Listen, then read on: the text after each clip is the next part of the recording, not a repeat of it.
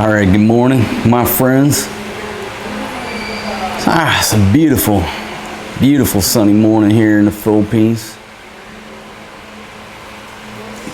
It's about 7:30, 8 o'clock. Sun's already shining down. I mean, it is gonna be a hot day. I love it. Got me a Jim Beam and Coke.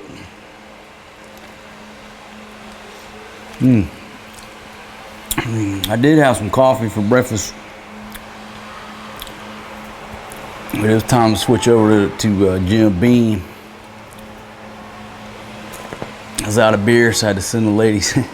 I told the ladies head up to the store, get me a couple Sandmig Lights. So I want to thank you for joining me on this little talk show. And I think I'm gonna do more of these little talk shows because a lot of folks, you told me that you basically listen to some of my videos on the way home, in the car, sitting in traffic after the grind. And people have suggested that I do some podcasts, and I kind of looked into that just a little bit. I don't know how to do a podcast. I don't know the first thing about the shit. I just now figured out how to upload YouTube videos. A podcast is maybe later on, but right now it's just not in my plans. I'll have to get somebody to help me figure it out. Easiest way, just to do a video, sitting in this chair, and you can call it a video cast. There you go. It's a video cast. There's no action. It's like a Joe Rogan talk show. So whatever you want to call it. That's a big, long introduction of what I was going to talk about UFC. UFC 239 just happened a few days ago. Now, it was a Sunday morning for me here. As a matter of fact, I did that live stream and people said, hey, you're going to watch UFC? And I was like, oh, shit, yeah. So I did catch the Jorge Masvidal and Ben Askren fight. Holy shit. If you want to call it a fight. It wasn't much of a fight. And if you haven't seen it by now, I don't think I'm giving up any spoilers. It's, all over the news. So if you looked at any news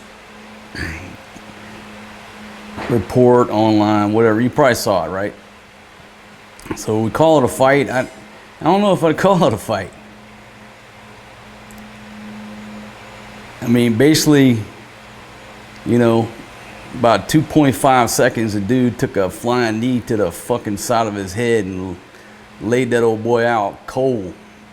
I mean, he was doing what we call decorticate posturing. Was it decorticate or decert? Anyhow, he was posturing. He was out cold, and then took two big haymakers at the end just for good measure before the ref could get over there. So if you haven't watched it, just get on YouTube. And some of the shit that come out of it is pretty funny, right? Like, you can see a YouTube video. It says fight highlights. Fight highlights? How the hell do you post fight highlights of a goddamn 5-second fight? Fucking highlights. Highlights of what? What? The entire 5-second fight was a highlight. Yeah, but anyhow, so I watched it. Me and Forrest G were in there watching it. And Jorge Masvidal just fucking destroyed old Ben Askren, laid him out. I read a couple comments right after. One guy on YouTube said, "Damn, where's the corner of Ben Askren? They still haven't went in there to claim the body."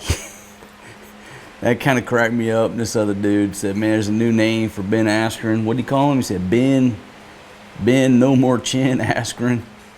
The comments just kept flying, And one old boy said, he said, "God damn, man, I hope Jorge's knee is okay. He may have got an abrasion off of Ben's, what'd he say? Ben's stubble on his chin or something. They were concerned that Jorge's knee might have a small abrasion on it.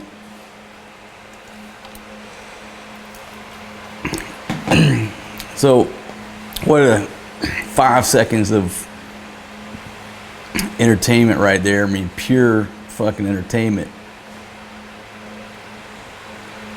But when I didn't really watch anything leading up to UFC 239.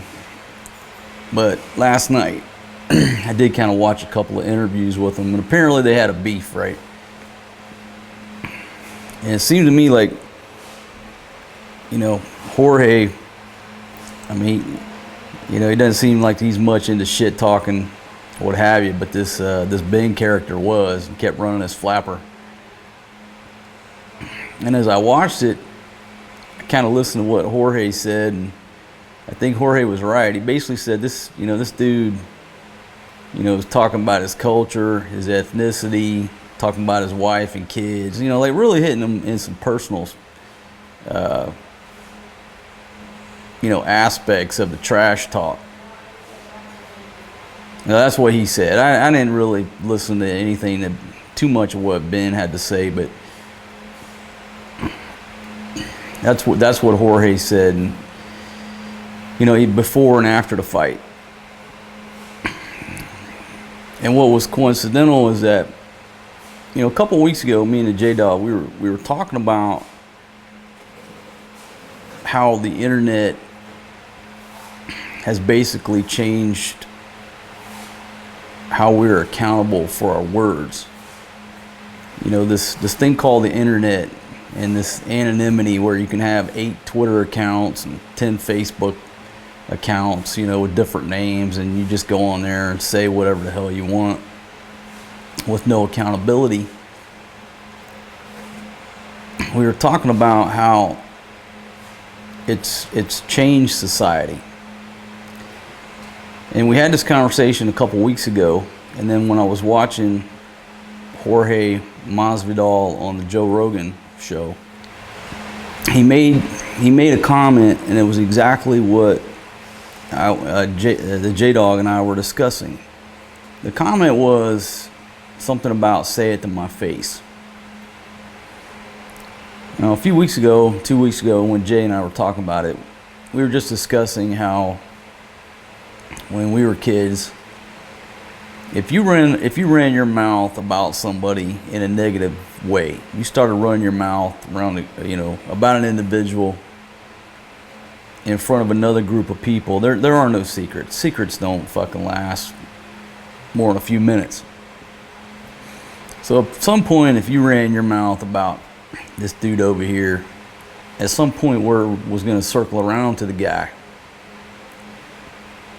And there was a good chance that he was going to come straight to where you were, get in your face, and then utter those, at least when I was a kid growing up, those infamous words. Say it to my face. I heard you said this about me, now say it to my face. And there was, you know, one of, what, maybe 3 outcomes. Either number one, you know, you said, "Hey man, I was just joking around, man, I'm sorry." You backed off, you apologized. Number 2, you fucking lied. "I didn't say that, they're lying." Or number 3, you said, "Hell yeah, motherfucker, I said it, what are you gonna do about it?" And then usually would end up in a scrap. But then it was resolved. Maybe it wasn't totally resolved, but it was, what's the word I'm looking for? You faced the music. It was addressed. There you go. It may not have been totally resolved, but the issue was addressed. And therefore, back then, you know, in the 80s, there was accountability for you running that flapper. And you ran that flapper about the wrong person, you're going to get punched in the face. And then you learned a lesson about running that flapper, that there are sometimes there is accountability for what you say, what you do. And so you weren't so quick about spewing hatred toward your fellow man. Now, as we had this discussion, I reflected back on a comment that my other buddy said, and he said that he didn't think that it had necessarily changed society, it had just exposed society. In other words, that people always had these thoughts, but because of that accountability of say it to my face, people, you know, especially if you were timid, you didn't open that mouth, you didn't say anything, even though you were thinking it. And then with the internet coming around, Facebook, Twitter, all this social media shit, those same timid souls who would never walk up to somebody's face or never say it in front of a group of people that could potentially identify them, you know, now they're sitting there just letting all their thoughts rip on Twitter and Facebook, and, you know, hiding behind this veil of anonymity and just spewing out all this hatred. So that was kind of the debate. Has it changed people to make them more fucking heinous to one another, or has it just merely exposed what was there all along? And that's the conversation we were having.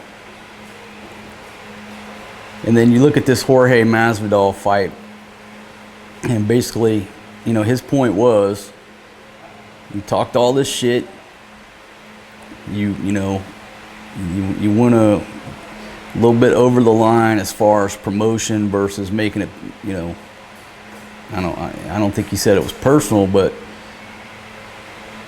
he did take it personal.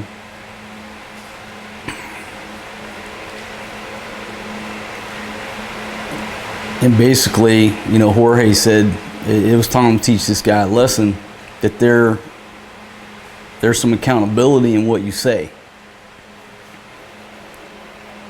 And that's probably, you know, I mean, the flying knee knocked the dude out cold. And those last two licks, that was for running your mouth. Now, had there not been that, you know, had he not ran his mouth and they both respected each other as gentlemen, I don't think he would have laid those last two haymakers in on his ass. That dude was out. That joker was laid out so cold, he didn't feel them last two haymakers. He wasn't feeling no pain because he was out. You know, promoting a fight, it is a lot about trash talking. I think some people just do it for the promotional value, and then some people are just assholes, and they're just saying what they want to say, and thinking that they're going to rule the day. So like in this case, it seemed like before the fight, Ben Askren dictated the narrative. He was talking more, seemed to be doing more, you know, in the media more, doing more press. He was running that mouth, promoting the fight. He was dictating the narrative. But history is written by the victor. We all know this, whether it's true or not. Whoever wins the war is going to write the history, and that's what you're going to learn. That's what we're going to, you know, you're going to teach the younger generation. So even though Askren dictated that narrative, the minute that he took that flying knee to the fucking head, Jorge becomes the victor, and now he writes the history. Whatever he says is now the new history. He's taken over the narrative. Nobody even has heard from Ben Askren. Maybe he made a statement, I don't know, but all of a sudden he's gone. Everybody's listening to what Jorge has to say. He is the victor. And that's just, you know, a lesson. History is written by the victor. Let me say a word about free speech. And folks, I'm a firm believer in free speech.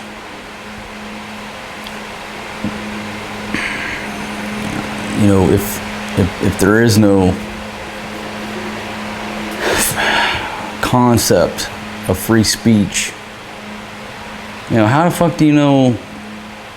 It's like we live in a skewed reality. people are afraid to say what they really think. A lot of people tell me the reason they watch my channel is because I'm real, because I'm authentic.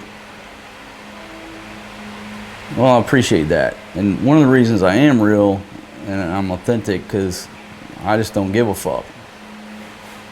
I don't give a fuck. I don't, you know, my current situation in life, I'm not following no fucking institution's ethics. I don't have to piss in a cup. I'm not worried about a security clearance. I say what the fuck I want to say. But back when I had a job, I wasn't that free. I had to be the two persons that you have to be. There's the person you really are, and then there's a person that you portray yourself to be when you're at work, school, church, out in the public. That fake person. So you might act like, you know, you're the most wonderful person in the world. You wear a coat and tie to work. Then you go home and fucking cuss at the TV on a football game and then flip it over to midget porn. That's really the guy that you are. So most people are just faking it. You're faking who you really are, because there's this false sense of society, what society really is as a whole. You know, everybody in America is, you know, well, thank God, thank Jesus. But America leads the way in the world's pornography production and who watches pornography. I mean, it's just all hypocrisy.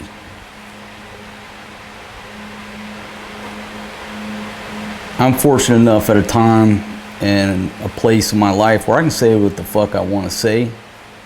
I don't care if you like it or not.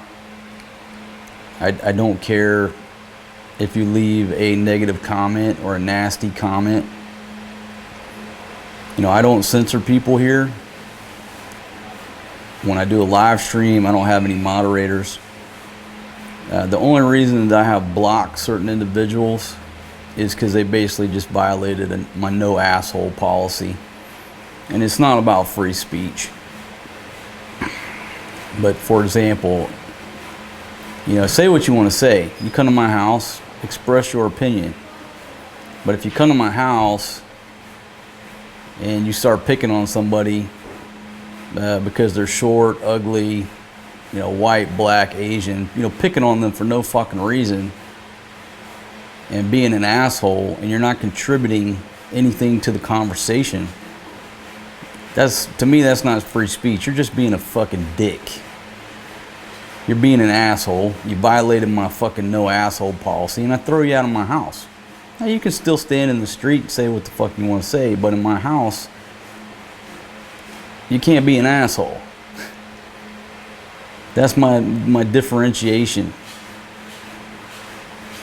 And, you know, so if I'm sitting at a dinner table and I got Republicans over here, Democrats over here arguing the issues, fucking argue all goddamn night. I don't give a fuck what you say. You know, talk about abortion. That's a real fucking good topic to get people's emotions going. But if this guy, you know, starts name calling, you know, some poor girl over here because she's fucking too short or what have you, or she's ugly, you know, he's making fun of whatever aspect about her or what she's wearing. Well, then you're just being an asshole. You're not contributing. Free speech. You're not contributing to the fucking issues and to the debate. So the only people that I ban on my channel, which maybe a dozen, maybe 20, is because they violated my no asshole policy. They're just fucking total assholes. I threw them out of my house. But I truly believe in freedom of speech. So I guess the other issue is when it comes to promoting events or promoting fights especially, is there a line that you cross in the promotion?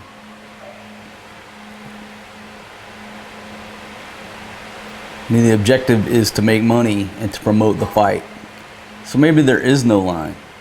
There is no line. Say what the fuck you want to say, but understand when you step into that cage or into that ring, if you violated the no asshole rule, you're going to take 2 extra licks to the face once you get knocked out by a flying knee. Whereas if you just talk shit, but you don't violate that no asshole rule, you probably won't get those 2 extra licks.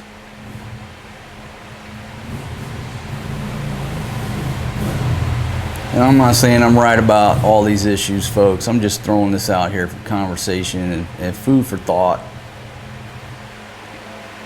Obviously, if you don't talk trash and you don't create that drama and stir up that friction, you know, people are starving for drama. That's why Conor McGregor is where he's at.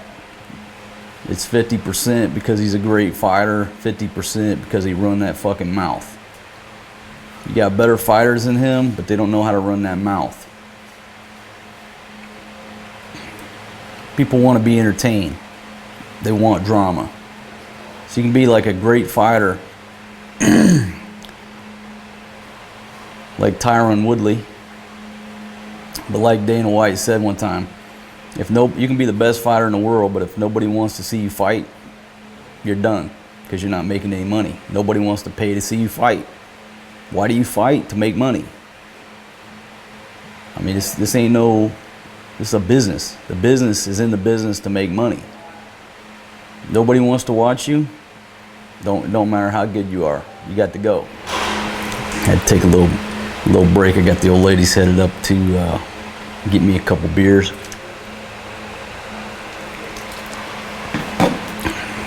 So yeah, so I just looked at some of those videos, and some of these videos just talking about this fight, you know, like 1 million views. Like a 12, 15 minute highlight evaluation of the fight video. And it's like 1 million views. How the fuck do you have a 15-minute video? Well, I mean, shit, all my videos are long. I guess you're just sitting there talking about it. But do we need a highlight video for a 5-second fucking flying knee knockout? Or an evaluation?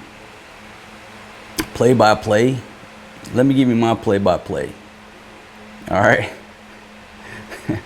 Old boy ran straight into a goddamn flying knee, got knocked out. End of story. With 2 haymakers as a little icing on the cake at the end there. So that's what I saw. So I'm glad whoever it was on my live stream reminded me that UFC was coming on. I did get to see that fight. And I thought the John Jones fight with Thiago, I thought that was just boring. I was watching paint dry. I was disappointed on that one. I didn't see, I mean, that fight ain't worth watching again ever. That was boring. So I'm glad I got to see the 5-second knockout. That made it worth tuning into UFC 239. So we got a couple good UFCs coming up. Got the one coming up in Abu Dhabi. I may actually try to make that fight. Yet to be determined. But I would love to see Khabib fight in Abu Dhabi. It's coming up in, what is it, August, September? I think it's August. So we'll see. See if I can make that fight. And folks, that's all I was going to talk about this morning. I was just going to talk about that fight. But I guess the overall lesson in it is that because of the internet and social media, society, I guess anybody younger than, what, 35, 40, 35, they don't know the least thing about accountability for your words,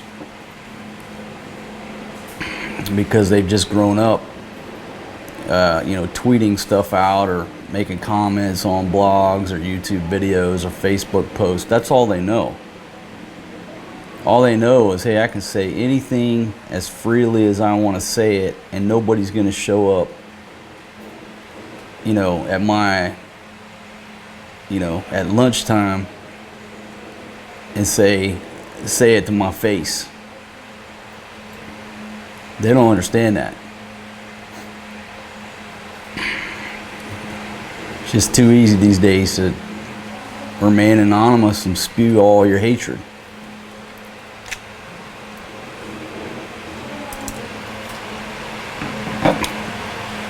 So I guess that's the question.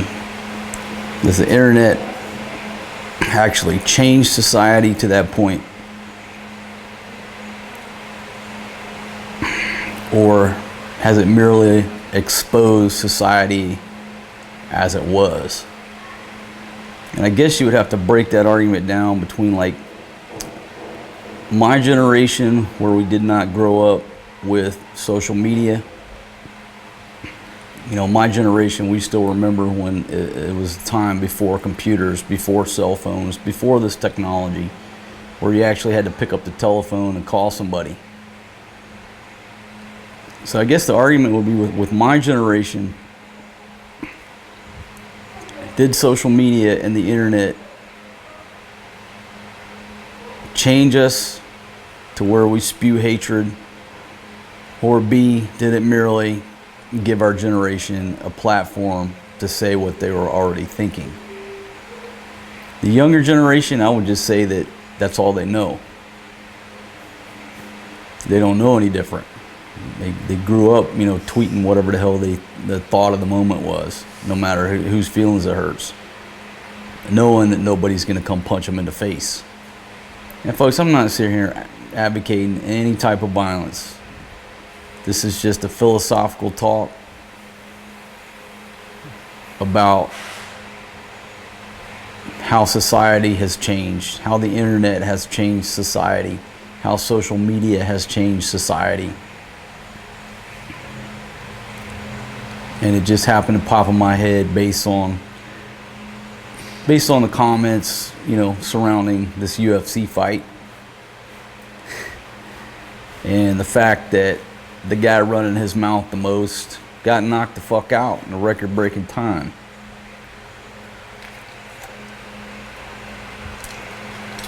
A lot of people say he deserved it. And again, yeah, I don't know. Maybe everything that he said was just to promote the fight. If that's the case, the guy's just trying to make money. He's just trying to get his name out there.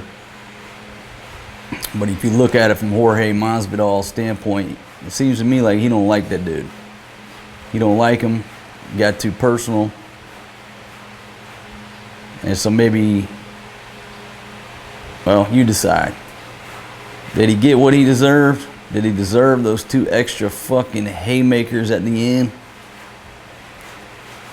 I'll let you decide that down in the comments.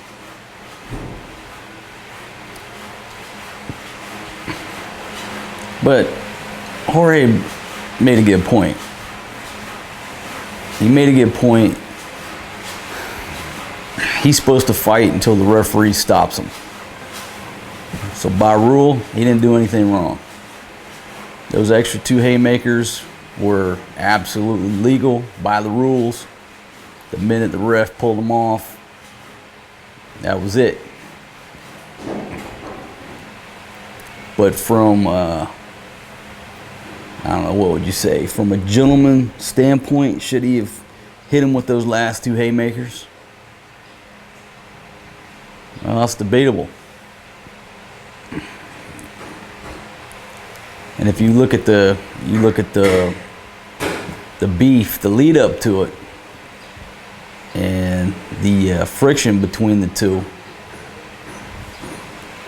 you know, you could sway human nature to say, absolutely, he needed those last 2 hits. Teach his ass a lesson.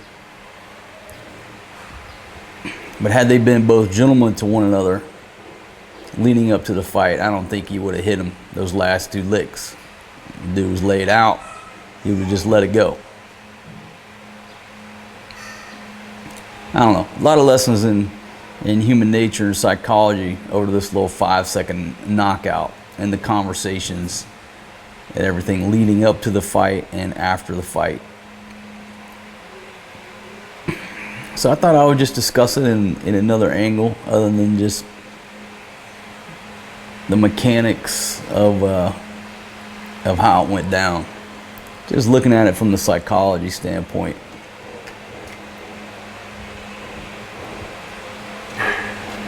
Damn, it's good whiskey. Folks, that's about all I gotta say about it. If you haven't seen that fight,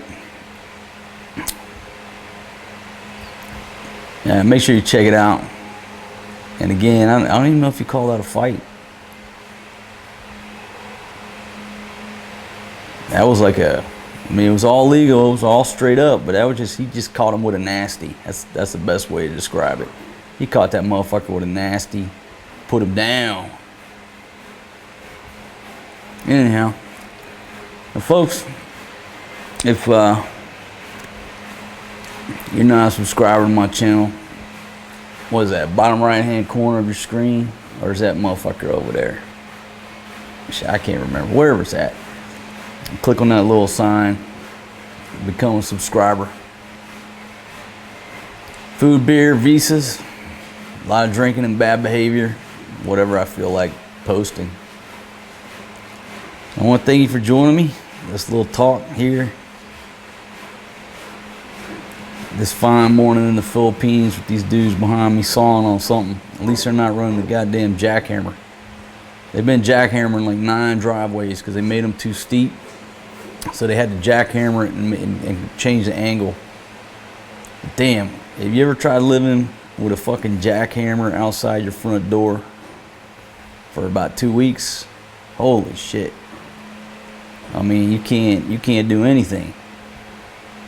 You can't do nothing when there's a goddamn jackhammer running outside your door.